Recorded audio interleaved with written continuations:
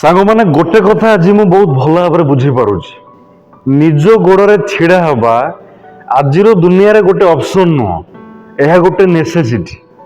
ଭାଇ, ଆମ ବାପାଙ୍କର 1000 ଏକର ଜମି ଥାଉ, ବ୍ୟାଙ୍କରେ କୋଟି କୋଟି ଟଙ୍କାର ବାଲାନ୍ସ ଥାଉ, ସମାଜରେ ବହୁତ ନାଁ ଥାଉ, କିନ୍ତୁ ଶେଷରେ ଦୁନିଆ ପଚାରିବ ତୋ ନିଜର କ'ଣ ଅଛି, ତୁ କ'ଣଟା ଉଖାଡ଼ିଛୁ? ଏହି ପ୍ରଶ୍ନର ଉତ୍ତର ନଥିଲେ ଲୋକେ ତୁମକୁ ଖାତିର କରିବେନି।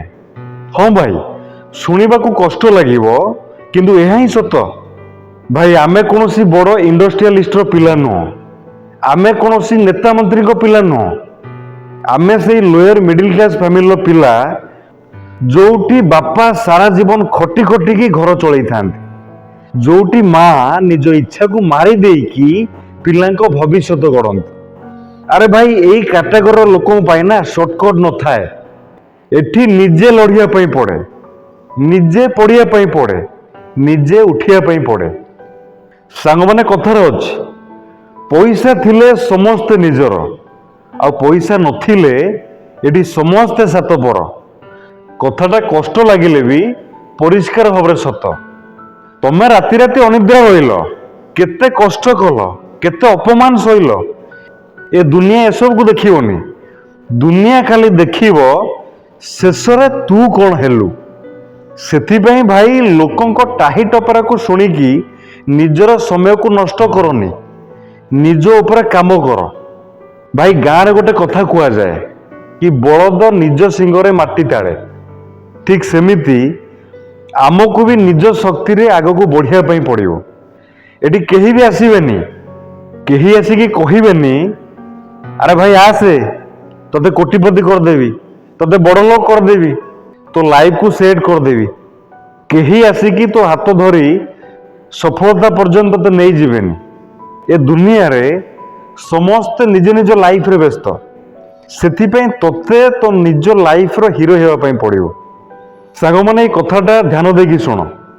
ଆଜି ବାପା ଅଛନ୍ତି, ମା ଅଛନ୍ତି, ସେଥିପାଇଁ ଆମ ଏ ଜୀବନଟା ସହଜ ଲାଗୁଛି। କିନ୍ତୁ ଗୋଟେ ଦିନ ସେମାନେ ବୁଢ଼ା ବୁଢ଼ୀ ହେଇଯିବେ, ଗୋଟେ ଦିନ ସେମାନେ ଦୁନିଆ ଛାଡ଼ିକି ଚାଲିଯିବେ। ସେତେବେଳେ ଯଦି ତମେ ତମ ନିଜ ଗୋଡ଼ରେ ଛିଡ଼ା ହେଇନଥିବ, ତାହେଲେ ଜୀବନ ବହୁତ କଷ୍ଟଦାୟକ ହେଇଯିବ। ସେଥିପାଇଁ ଆଜିଠାରୁ ନିଜକୁ ପ୍ରସ୍ତୁତ କର।